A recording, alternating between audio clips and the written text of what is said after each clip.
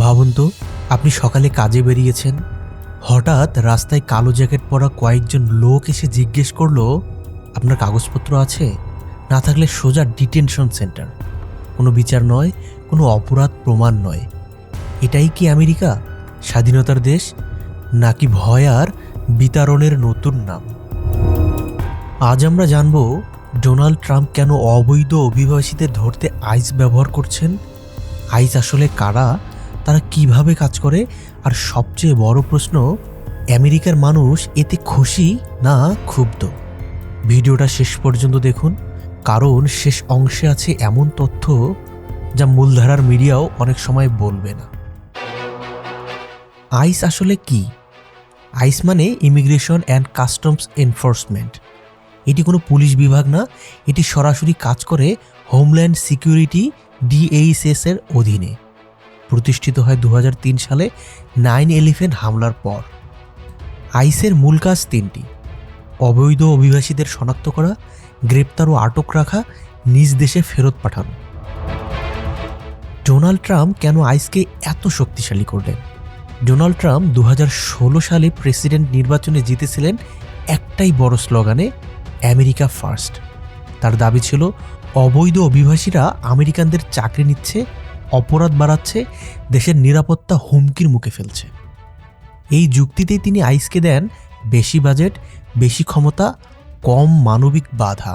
ফলে গ্রেপ্তার বাড়ে, ডিপোর্টেশন বাড়ে, ভয় বাড়ে অভিবাসী কমিউনিটিতে। এখন আসা যাক আইস আসলে কিভাবে কাজ করে। এখানেই আসল বিতর্ক।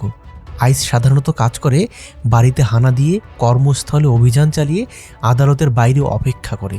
অনেক ক্ষেত্রে কোনো ওয়ারেন্ট দেখানো হয় না, পরিবার আলাদা করে ফেলা হয়, বছরের পর বছর ডিটেনশন সেন্টারে রাখা হয়। বিশেষ করে লাতিন আমেরিকা, মেক্সিকো, মুসলিম ও দক্ষিণ এশীয় অভিবাসীরা সবচেয়ে বেশি টার্গেট হয়েছে। আইসের এই অভিযানে আমেরিকান মানুষরা খুশি না ক্ষুব্ধ? এটাই সবচেয়ে গুরুত্বপূর্ণ প্রশ্ন। যারা খুশি, কনজারভেটিভ ভোটার, ট্রাম্প সমর্থক, যারা মনে করে আইন মানতেই হবে, তাদের কথা অবৈধ হলে অবৈধই, দেশ ছাড়তেই হবে। আর যারা ক্ষুব্ধ, মানবাধিকার সংগঠন, অভিবাসী পরিবার, বহু আমেরিকান নাগরিক, তাদের প্রশ্ন, শিশুদের কেন বাবা মা থেকে আলাদা করা হলো? মানবিকতা কোথায়? ফলে আমেরিকা হয়ে পড়ে চরমভাবে বিভক্ত। কিন্তু সবচেয়ে ভয়ঙ্কর বিষয়টি হলো, এই ভয় এখন শুধু অভিযানের সময় না, এই ভয় থাকে প্রতিদিন। অনেক অভিবাসী সন্তানকে স্কুলে দিতে ভয় পায়, হাসপাতালে যেতে ভয় পায়, এমনকি পুলিশের সাহায্য চাইতেও ভয় পায়। কারণ একটাই, যদি আইস আসে, এই ভয়ের কারণে অপরাধ রিপোর্ট হয় না, সমাজে আস্থার মৃত্যু হয়, মানুষ মানুষকে বিশ্বাস করতে ভুলে যায়। একজন অভিবাসী বলেছিল, আমরা লুকিয়ে বাঁচি, বাঁচা ঠিকই, কিন্তু বেঁচে থাকার মতো না।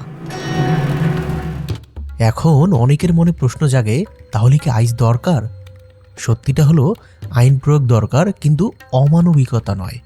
অনেক বিশেষজ্ঞ বলেন, অবৈধ অভিবাসীরা আমেরিকান অর্থনীতিতে অবদান রাখে, ট্যাক্স দেয়, কঠিন কাজ করে, কিন্তু রাজনীতিতে ভয় সবসময় ভোট আনে, আর ট্রাম্প সেই ভয়কেই অস্ত্র বানিয়েছেন।